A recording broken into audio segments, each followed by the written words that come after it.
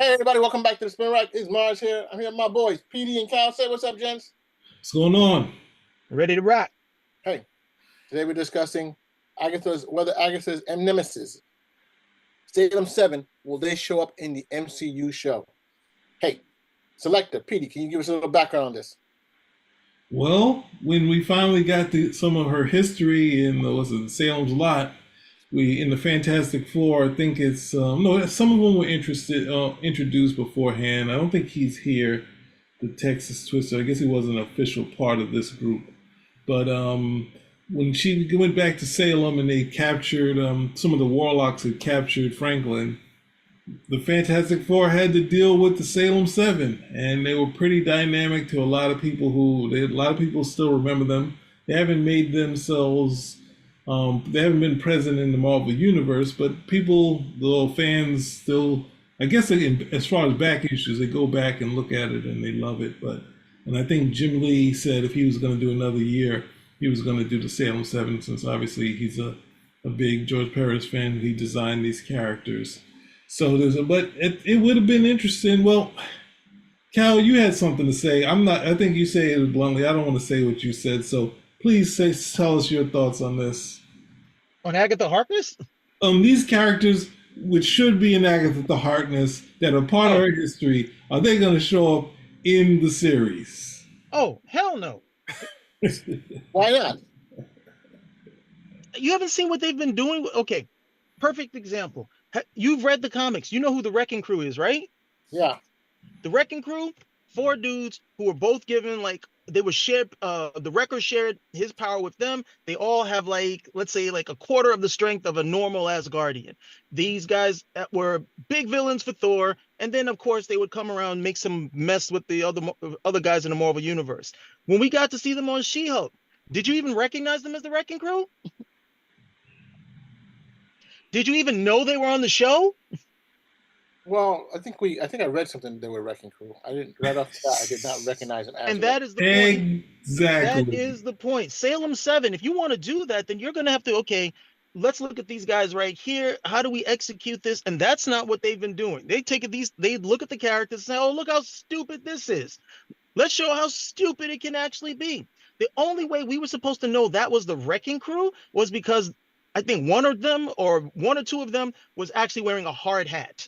And that's how we knew they were the Wrecking Crew. They look like ridiculous Halloween outfitted losers.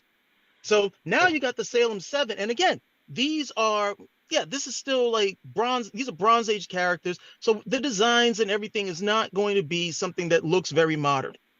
Are they going to update the design? No. Are they going to try to make it look realistic? No. Are they even going to do what they did on Werewolf by Night and actually say, hey, no, we can get some value out of this? All we got to do is approach it from this way. No, they're not going to do any of that. If we do get to see them, which we won't, they're going to be played not even for laughs. Okay, they're going to be played. They're going to be played for pratfalls. Here, literally, take this candle, stick it up your butt, and light it. That's what we'll get. So no, don't look forward to seeing them at all. Okay. I would say I totally agree. I do feel like this, if you go the other side, the hard part in translating it is saying, I don't have the budget to translate it like that. But at the same time, you can take elements of it, and say, what all this stuff, you can turn them into a cool thing where you say, all right, I don't have to do anything with this guy in the middle, because there's tons of characters like that. The woman here, maybe this, actually the black woman there, I don't have that. I could tone down this. I need to figure something out with the hands for snakes, but maybe I'll go with it from a shot or two. The guy who's like a lion, and I got to figure what I'm going to do with the savage dragon. I thought I wasn't going to say it, but the character with the fin. I think you could do something with it. I totally agree they will not. And the same thing, the other proof that you're not going to do it is that the same artist, George Perez, did a bunch of characters for in the 70s for Black Widow, and none of those adversaries showed up in the movie. Only one adversary. They had a ton of low-level agent type of with dazzling costumes that she could have fought from locale to locale, and they're Well, like, nope, we're gonna do our tortured what's that character? The tortured villain in the I forget the character's name, but yeah. Yeah. well, I mean, then look at normally the teams, if you had like the Avengers, the X-Men, Justice League of America, teams fought teams. They either fought teams or they fought a villain that was big enough that it took more than one person. It took a team effort in order to defeat this guy. So Salem 7, because their first appearance is in Fantastic Four.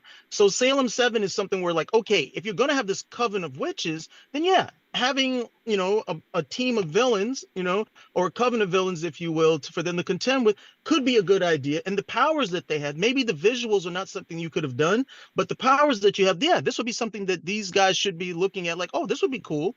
We could do this. Oh, this guy can fire these type of projectiles. Okay, and we can, manipulate it in that particular fashion. But they don't want to do that.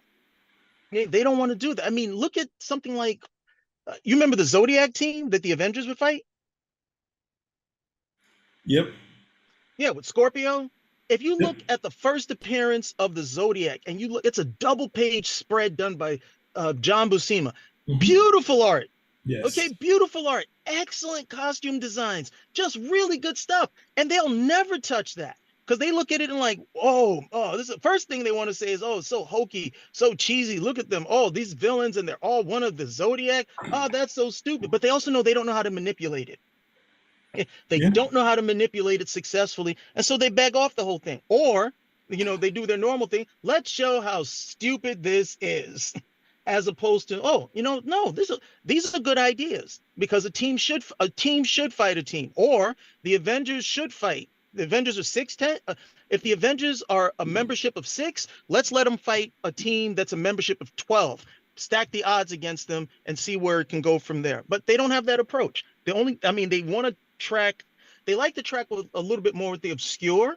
Okay, but then overall we don't get the execution that we're supposed to have. Yeah.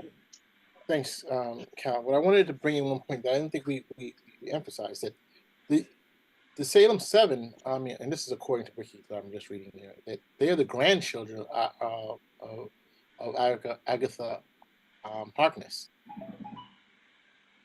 Okay. You know, So then they should definitely be in this story. But no, that's just they say no, it'll be in the third series. When we get to the third series, she'll be old enough to be a grandmother, and then we'll introduce them. and so they're saying that her son, she left her son in New Salem, Colorado. And when he felt that she abandoned him, he took over this town of magic wielders and had children with different women, and therefore had his Salem 7, and of course, then other adventures occurred. But I mean, that's interesting. That's a good, interesting story. They could be utilized, as a segue. Probably not all at once, but probably individually or in different combinations of the group. You know, to me, it's not something. I see what you're saying in terms of how they look, but this is how they transform, right? So you don't have to have her look like a Do spot. whatever you want. You can do whatever you want. But you can say these are the powers. This is how it comes, and you can definitely use it that way. How she transforms or how she's influenced by her powers. I mean, you see this in a lot of other shows, but I don't think it's something they should definitely keep out. It's just something they should bring in. By the way, that spread that you're talking about is off the hook. I do remember that spread for the Zodiac. Yeah, yeah. But that's the thing. I think you can translate this stuff. I think you can translate this stuff. You just take the note from Wesley Snipes and Blade, where they keep saying how he was from the '70s, and they added all the stuff to him. And it's like they took Blade and they updated them, and they had stuff that has nothing to do with vampires, because the Blade had stakes that he used. Those were his blades. He's gonna, stab the vampire through the heart. And in this one, he does silver, which does nothing to what's the name. But with that said, I think you could translate them. You don't have to. If you want to make it less bawdy, you can turn down all that stuff, but keep the idea that this one character, either lost a hand or has a cannon for a hand. And he's aquatic. He can change into the aquatic character in the water, just like Splash. And you don't necessarily need to see the Snake character all the way, because it's kind of going to be hard to do something like the Golden Child where you see that, but you can always see the snakes reaching out and doing stuff. There's so many things you could do to utilize these characters, and you come out of this instead of saying we're trying to do one of those witchcraft movies that we see on TV or something like that, or you know, we're gonna do Charmed, our own version of Charmed type thing. Yeah, and you're right. I think and it works well with that, because as we can see, you don't have, like you just said, you don't have to have them looking exactly like that and spending millions of dollars on on makeup and VFX to get them to look the Yeah, way yeah. you want. Yeah. So yeah, Everybody can be like, besides, the two in the middle and both turning down some of the outfit on the girl in the middle. Everyone else can have on long jackets and some of the things in darker colors and transform to what they need for 2 seconds and be green skinned, and you don't have to go with the blonde hair.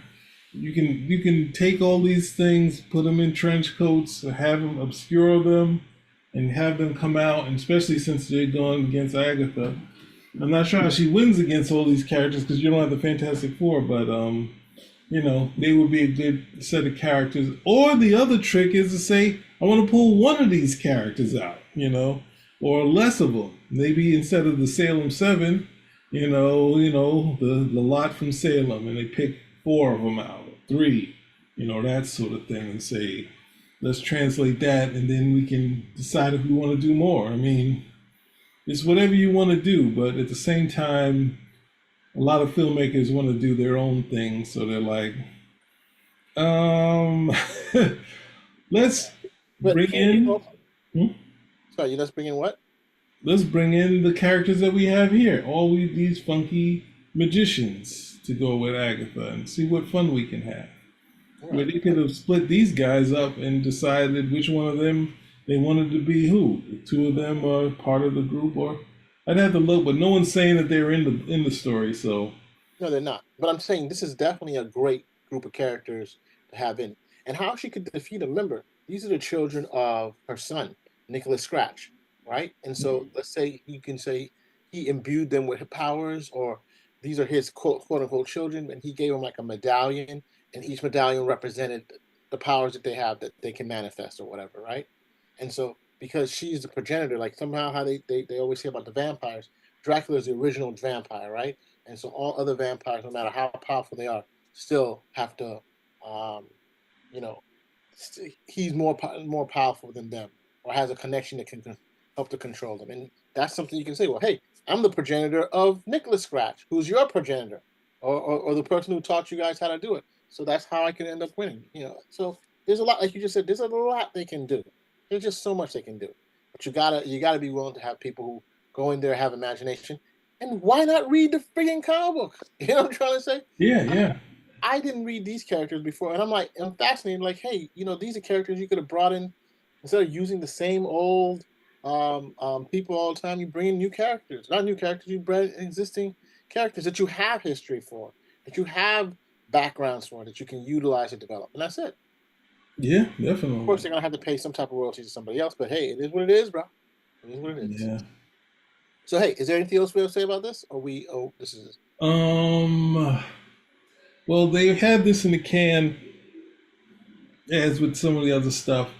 They gotta show something, so I don't think they're gonna fix it so we have these characters in there. But it's maybe as they're learning, and they can start to say, let's go what worked, because that's ultimately how we got the Wolverine. They said what worked in the Marvel thing, and they got back the writer. They put all the stuff back in there, even though it wasn't wasn't comic book exact. They did say, let's go back to the well, and that's all you need to really do. Let's go back to the well. And they also, on the other side of it, what they got wrong, there's other stuff that they got right, in the sense of Wolverine knows of the Asian culture. He might be able to speak Japanese, but he's not a samurai. They cut that portion out. They just said he knows a lot about the culture, but he's no way a samurai. He's no way a ninja. Like, it doesn't work in his character. So, yeah, I think you have. It's like, what was it? This whether this is another toy line, right? So you have another set of characters that you can put out for kids and say, here's the Salem 7. And they're like, wow, look at these characters. And that's a money making thing. And sometimes when Marvel, even the comic book wise, when they have certain characters that they somehow fall from favor, they don't always say, you know what, let's see if there's some interest for that. And then someone can say, wait a second, who are these characters? You just need, I mean, Daredevil was on its last leg, and you just needed someone like Frank Miller to say, well, he's kind of too much in Spider-Man's shadow. Let's see what I can do to pull him out of that, you know? And that's what he did, adding the ninjas and all that other stuff, and Stick, and somewhat the mythical aspect of Stick. The Stick took away the radar sense, saying, if you had any radiation, it's probably gone.